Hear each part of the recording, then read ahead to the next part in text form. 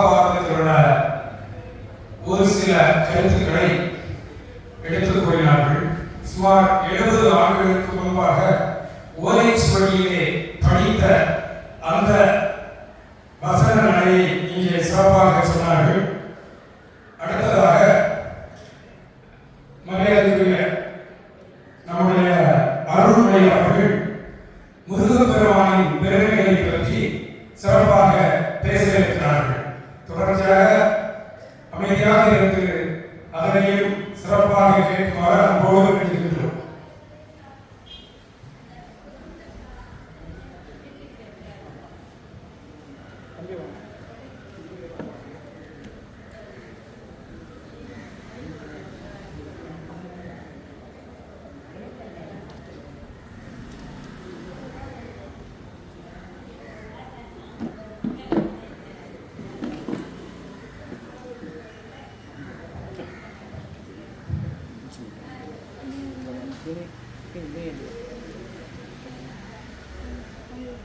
சிவசக்தி கோவிலில் 10 நாட்கள் சிறப்பாக நடைபெற்றுக் கொண்டிருக்கிறது. இந்த 2ஆம் திருவிழாவிற்கு நான் சொற்பொழிவாக வந்துள்ளேன். நம் கோயில் சிவசக்தி மைந்தனான சுப்பிரமணியனை பற்றி பேச வந்துள்ளேன்.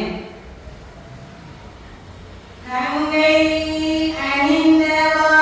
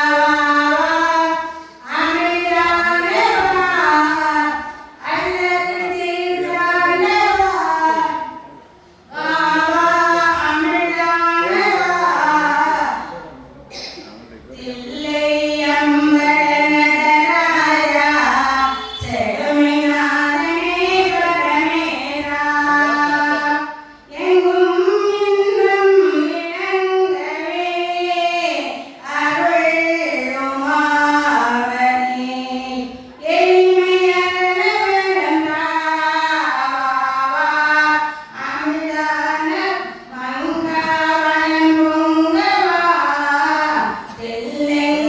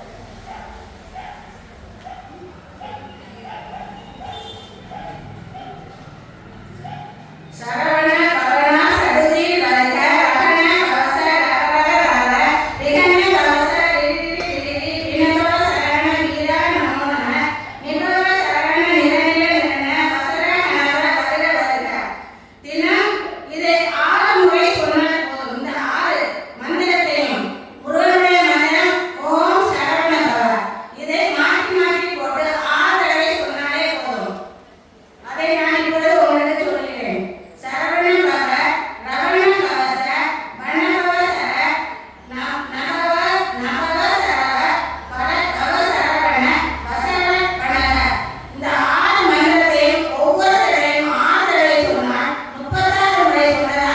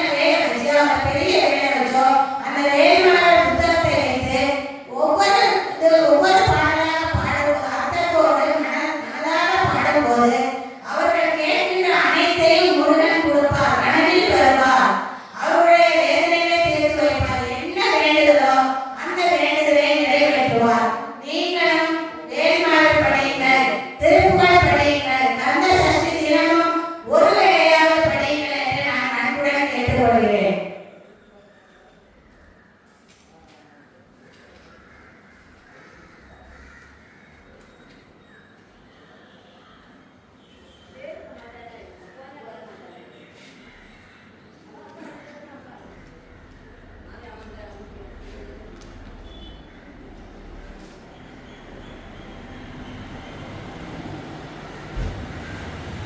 முருகன்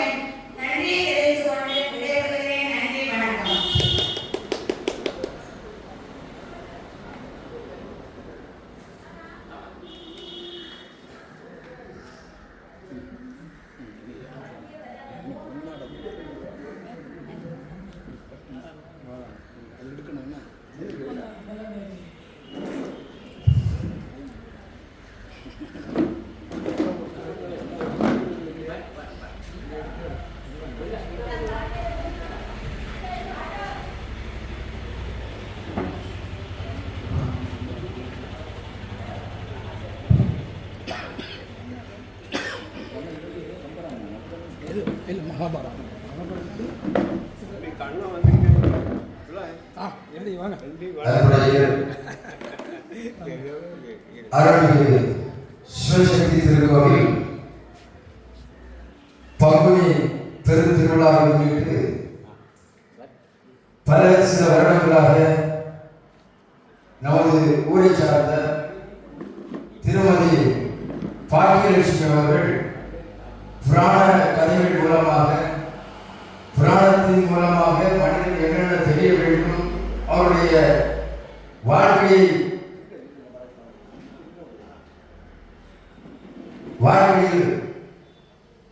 என்னென்ன தெரிந்து கொள்ள வேண்டும் என்பதை புராணமாக மக்களுக்கு தெரியக்கூடிய வகையில் பல கருத்துக்களை அவர்கள் பதிவு செய்வார்கள். அந்த வகையில் இவ்வாண்டும் மகாபாரதத்தின் வழியாக பல குறிப்புகளை இங்கே பதிவு செய்தார்கள். அவர்களை பற்றி சில கருத்துக்களை நாம் தெரிந்து கொள்ள வேண்டும். சிறுவயதிலிருந்து புராணத்தின் மீது மிகுந்த ஈடுபாடும் பற்றுதலும் உடையவர்கள். அந்த வகையில் நமது திருக்கோயிலில் நடைபெறும் திருவிழா காலங்களில் அவர்கள் புராண கதைகள் மூலமாக அதன் நடைமுறைகளை நமக்கு தெரியப்படுத்துவார்கள். இப்பொழுதும் அந்த வகையில் வயது முதிர்ந்த போதும் தான் இளமையாகத்தான் இருக்கிறோம் என்ற எண்ணத்தோடு வயது முதிர முதியவர்களுக்கு ஞாபகம் வருவது இயற்கை. இருந்தாலும் அவற்றையெல்லாம் பொருட்படுத்தாமல் தன்னுடைய கருத்துக்களை வயது ஆக குழந்தைகள் எப்படி இருப்பார்களோ அந்த அளவுக்கு முதியவர்கள் வந்து கொள்வார்கள். இருந்தாலும் தன்னுடைய கருத்துக்களை பதிவு செய்ய வேண்டும் என்ற ஒரு அக்கறையும் ஆதங்கமும் வருடந்தோறும் அவர்களுக்கு இருப்பதை காண முடிகிறது. அதன் அடிப்படையில் திருவிழா காலங்களில் நாம் அவர்களை இந்த வேளையிலே சிறப்பான கருத்துக்களை சொல்வதற்காக அழைப்பது வழக்கம். அவ்வாறு இவ்வாண்டு நடந்த இந்த திருவிழாவில் அற்புதமாக மகாபாரதத்தின் வழியாக சில உண்மை தத்துவங்களை இங்கே நம்மோடு பகிர்ந்து கொண்டார்கள். அன்னார் அவர்கள் வாழ்நாள் முழுவதும் தன்னுடைய தான் பயின்ற அந்த பிராணங்கள் வழியாக தெரிகின்ற தகவல்களை எல்லாம் நமக்கு பகிர்ந்து கொள்ள வேண்டும் என்ற வேண்டுதலோடு இவ்வாண்டு நமது திருவிழாவில் கலந்து கொண்டு சிறப்பான கருத்துக்களை தந்தமைக்காக அவர் 100 ஆண்டு காலம் வாழ்வாங்க வாழ வேண்டும் என்ற வாழ்த்துக்களோடு திருக்கோவில் சார்ந்த அனைத்து மக்கள் சார்பாகவும் திருக்கோவில் நிர்வாகம் அவளை வாழ்த்தி மகிழ்கிறது.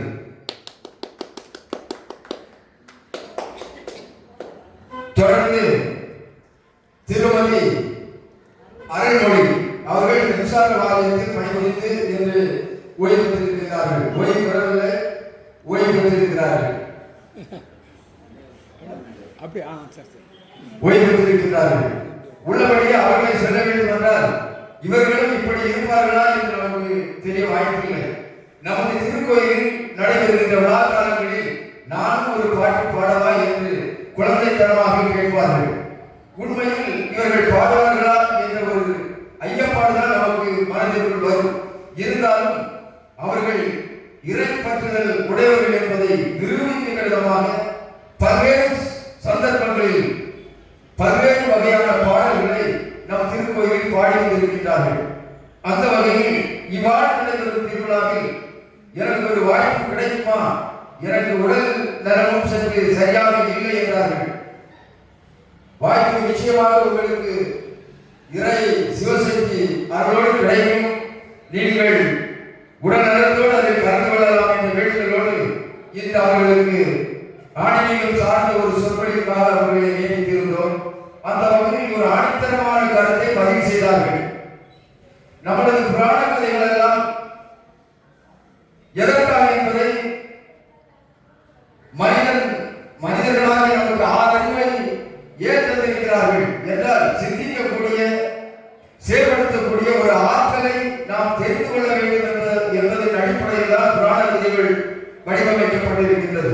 அந்த வகையில் சிவகுடும்பம் சிவனும் சக்தியுமாக முருகனும் கடவுளுமாக நாம் வழிபடுகின்ற அந்த தெய்வங்கள் ஒருமுறை ஒரு மாம்பழத்தை வைத்து கடவுளும் முருகனும் போட்டி போடுகிறார்கள். எனக்குத்தான் வேண்டும் என்று சிவபெருமான் அந்த போட்டியை தவிர்ப்பது அதை யாருக்கும் கொடுக்க வேண்டும் என்பதற்காக ஒரு போட்டி வைக்கிறார்.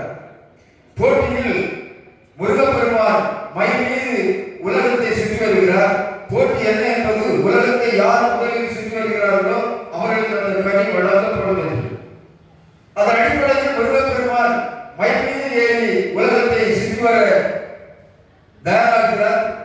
அருகில் இருந்த கணபதி அவருக்கு ஏற்ற வகையில் தன்னுடைய தாய் தந்தையாக சிவனையும் சக்தியையும் சுற்றி வந்து விட்டார். அதிலிருந்து என்ன தெரிகிறது? தாய் தந்தை தான் உலகம் என்பதை உலகிற்கு தெரியப்படுத்துகின்ற வழியாக அந்த வரலாற்று செய்தி, அந்த புராண செய்தி, அந்த பக்தி மார்க்கம் நமக்குள் நல்ல கருத்துக்களை இணைத்திருக்கிறது. உலகமே அடக்கமும் தாய் தந்தைகள் தான் என்பதை நாம் தெரிந்து கொள்ள வேண்டும். போட்டி எதுவாக இருந்தாலும் அந்த கருத்தை நாம் பின்பற்ற வேண்டும். தெளிவாக அதை இங்கே எடுத்துரைத்தார்கள். நான் பல சந்தர்ப்பங்களில் பல கருத்துக்களை கேட்டிருந்தாலும் உள்ளபடியே இந்த அவர்களுடைய கருத்துக்களை கேட்கின்ற பொழுதுதான் தாய் தந்தையின் மீது நாம் எந்த அளவிற்கு ஈடுபாடாக வாழ வேண்டும், அவர்கள் யார் நமக்கு எல்லாமாக இருந்து நம்மை பார்த்து வழிநடத்துவர்கள் தான் நம்முடைய பெற்றோர்கள் என்பதை தெளிவாக நமக்கு பதிவு செய்தார்கள். அது மட்டுமல்லாமல் முருகப்பெருமானுடைய ஆறுபடை வீடு, அவருடைய அதிசயங்களும் அற்புதங்களும் சாட்சியாக இங்கே வடிவமைத்தார்கள். முருகப்பெருமானை வழிபடுகின்றவர்கள் எந்த வகையிலும் தோற்று போனது இல்லை, வெற்றி அடைந்திருக்கிறார்கள் என்பதை தெளிவாக இங்கே சமர்ப்பித்தார்கள். உண்மையில் இவர்கள் இந்த அளவுக்கு ஞானம் உள்ளவர்களா என்று நாம் தெரியக்கூடிய ஒரு வாய்ப்பை இன்றைக்கு தந்திருக்கிறார்கள். அது மட்டுமல்லாது நமது திருக்கோயிலில் நடந்த நடைமுறை நிகழ்ச்சிகளை வைத்து அருமையாக ஒரு பாடலும் பாடி மகிழ்ந்தார்கள். உள்ளபடியே அவர்கள் ஒரு மிகுந்த பற்றுதலும் இறை பற்றியும் இறை பற்றுதலும் இறை நம்பிக்கையும் உடையவர்களை விட ஞானம் மிகுந்தவர்கள் என்பதை தெளிவான சிந்தனையோடு நமக்கு தெளிவுபடுத்தியுள்ளார்கள்.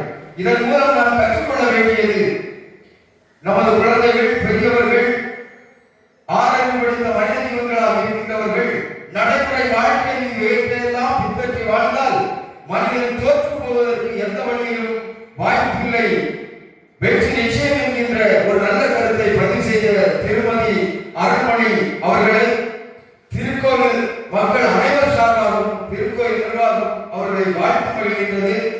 தொடர்ந்து வருகின்ற காலங்களில் இந்த வேளையில் உங்களுடைய கருத்துக்களை பதிவு செய்ய வேண்டும் என்ற வாழ்த்துக்களோடு நன்றியை தெரிவித்துக் கொள்கின்றோம். நன்றி, வணக்கம்.